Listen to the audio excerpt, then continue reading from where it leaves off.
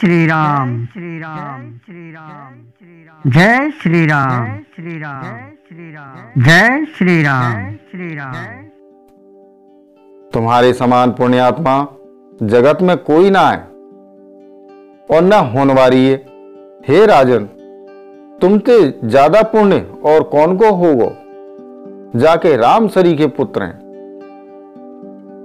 और जाके चारों बालक वीर विनम्र धर्म को व्रत धारण करने वाले गुणन के सुंदर समूह तुम्हारे लिए सभी कालन में कल्याण है। अतएव डंका बजवा के बड़ा सजाओ और जल्दी चलो। गुरुजी के ऐसे वचन सुन के हे नाथ बहुत अच्छो कह के और सिर नवाए के दूतन को डेरा दिलवाए के राजा महल में चले गए। राजा ने सबरिन रनिवास को बुलाया, जनक जी की पत्रिका बांच के सुनाई। समाचार सुन के सबरानी हर्ष से भर गई। राजा ने फिर दूसरी सब बातन को जो दूतन के मुख से सुनी वर्णन करो। प्रेम में प्रफुल्लित भई रानी ऐसी सुशोभित है रही है जैसे मोरनी बादलन की गरज सुन के प्रफुल्लित हुए। बड़ी बूढ़ी अथवा गुरुन की स्त्री प्रसन्न है कि आशीर्वाद दे रही है। माता अत्यंत आनंद में मग्न है। वह अत्यंत प्रिय पत्रिका को आपस में लेके सब हृदय ते लगा के छाती शीतल करें। राजान में श्रेष्ठ दशरथ जी ने श्री राम लक्ष्मण की कीर्ति और करनी को बारंबार वर्णन करो। ये सब मुनि की कृपा है, ऐसो कह के वो बाहर चले आए। तब रानी ने ब्राह्मणन को बुलाए के और आनंद सहित उन्हें दान दे। श्रेष्ठ ब्राह्मण आशीर्वाद देते हुए चले गए। फिर भिक्षुन को बुला के करोड़ों प्रकार की निछावर दी गई। चक्रवर्ती महाराज दशरथ के चारों पुत्र चिरंजीवी हों यों कहते हुए वो अनेक प्रकार के सुंदर वस्त्र पहन पहन के चले गए। आनंदित है कि नगाड़े वाले ने बड़ी जोर से नगाड़िन पे चोट लगाई। सब लोगों ने जब ये समाचार पायो तब घर घर बधाई होने लगे। 14 लोकन में उत्साह भर गो कि श्री जानकी जी और श्री रघुनाथ जी को विवाह होगो। ये शुभ समाचार पाए के लोग प्रेम मग्न है गए और रास्ता घर और गली सजावन लगे। यद्यपि अयोध्या सदा सुहावनी है, चौंके वो श्री राम जी की मंगलमयी पवित्र पुरी है, तथापि प्रीति पे प्रीति है वे थे वो सुंदर मंगल रचना ते सजाई गई। ध्वजा पताका पर्दा और सुंदर चावरन ते सौरो बाजार बहुत ही अनूठो छायो भयो। सोने के कलश तोरण मणिन की झालर हल्दी दूब दही अक्षत और मालांते लोगन ने अपने अपने घरन को सजा के मंगल में बना लो। गलिन को चतुर समते सींचो और द्वारन पे सुंदर चौक पुराए। चंदन केसर कस्तूरी और कपूरते बने हुए एक सुगंधित द्रव्य को चतुर समके हैं। बिजली की सी कांति वाली चंद्रमुखी हरिन के बच्चन के से नेत्रन वाली और अपने सुंदर रूप ते कामदेव की स्त्री रति के अभिमान को छुड़ावन वाली सुहागिन स्त्री सब 16 श्रृंगार सजाए के जहां तहां झुंड की झुंड मिलाए के मनोहर वाणी ते मंगल गीत गा रही हैं। जिनके सुंदर स्वर को सुन के कोई अलू लजा जाए। राजमहल को वर्णन कैसे करो जाए जहां विश्व को विमोहित करने वाला मंडप बनाया हुआ हो। अनेक प्रकार के मनोहर मांगलिक पदार्थ सुशोभित है रहे और बहुत से नगाड़े बज रहे हैं। कहूं भाट विरुदावली कुल कीर्ति को उच्चारण कर रहे हैं और कहूं ब्राह्मण वेद ध्वनि कर रहे हैं। सुंदरी स्त्री श्री राम जी और श्री सीता जी को नाम लेके मंगल गीत गा रही हैं। उत्साह बहुत है और महल बहुत ही छोटो है। याते वामे न समाये के मानो वो उत्साह चारों ओर उमड़ उमड़ के आ रहा।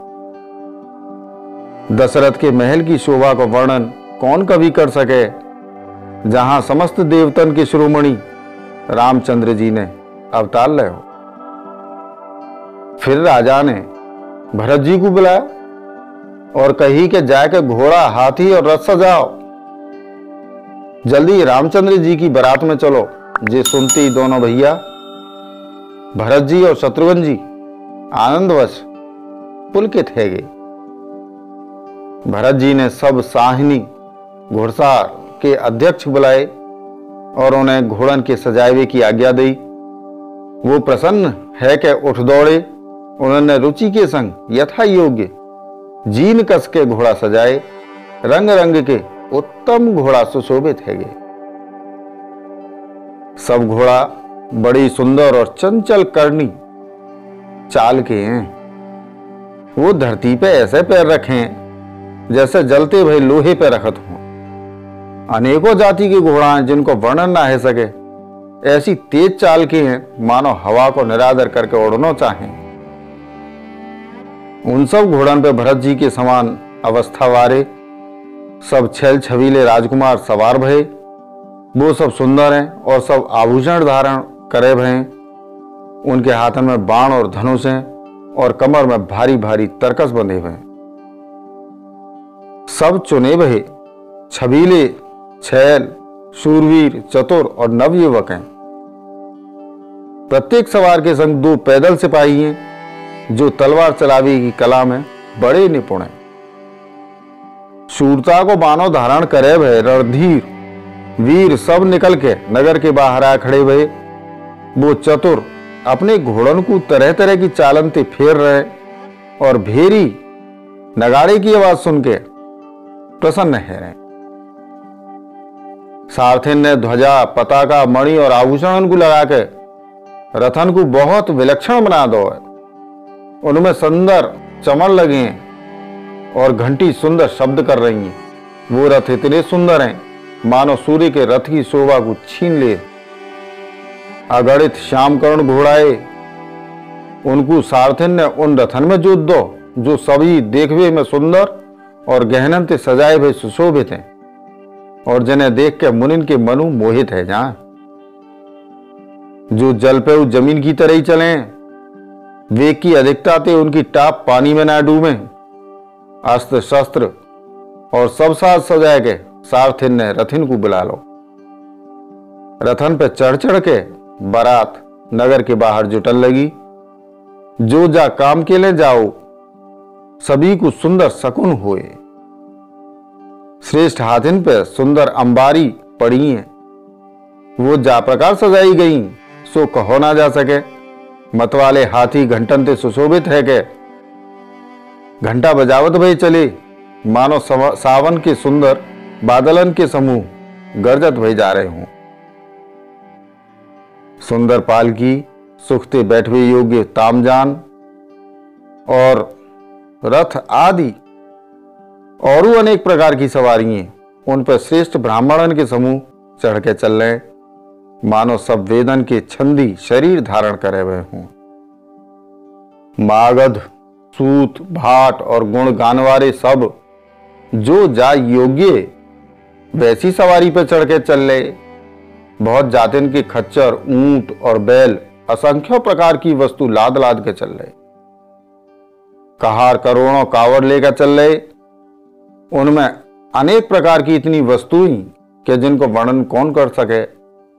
सबसे वगन के समूह अपनो अपनो साज सामान बना के चल रहे। सबके हृदय में अपार हर्ष है और शरीर पुलकित है रहे। सबको एक ही लालसा लगी भई है कि हम श्री राम लक्ष्मण दोनों भैयन को नेत्र भर के कब देखेंगे। हाथी गरज रहे, उनके घंटन की भीषण ध्वनि है रही है। चारों ओर रथन की घरघराहट और घोड़न की हिनहिनाहट है रही है। बादलन को निरादर करते हुए नगाड़े घोड़ शब्द कर रहे हैं।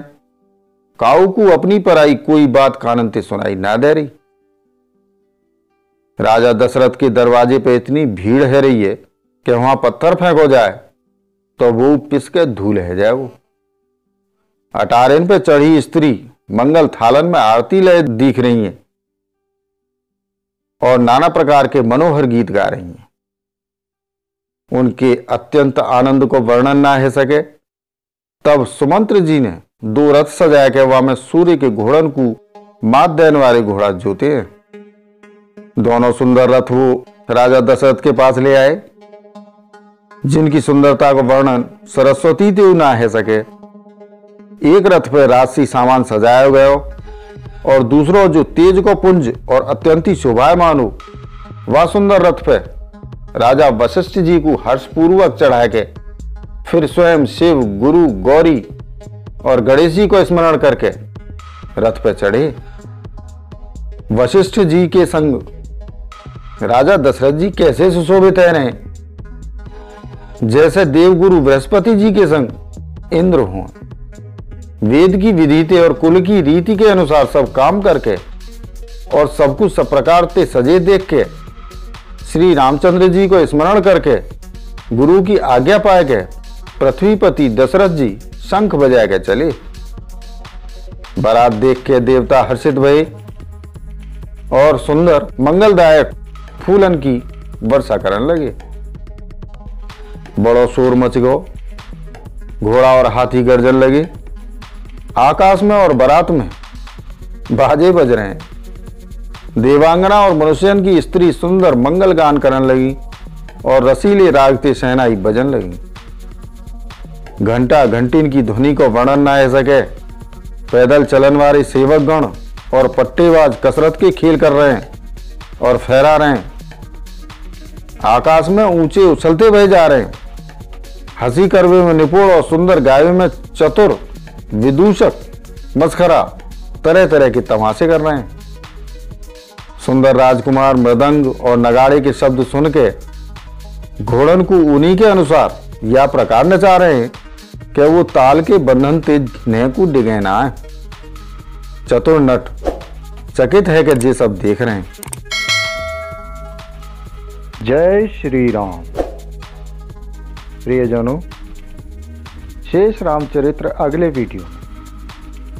तब तक इस वीडियो को लाइक और शेयर करें, चैनल को सब्सक्राइब करें, साथ ही नोटिफिकेशन बेल आइकन को दबाना ना भूलें, जिससे आने वाली वीडियो आपको मिलती रहे। वसुधैव कुटुंबकम। जय श्री राम। जय हिंद।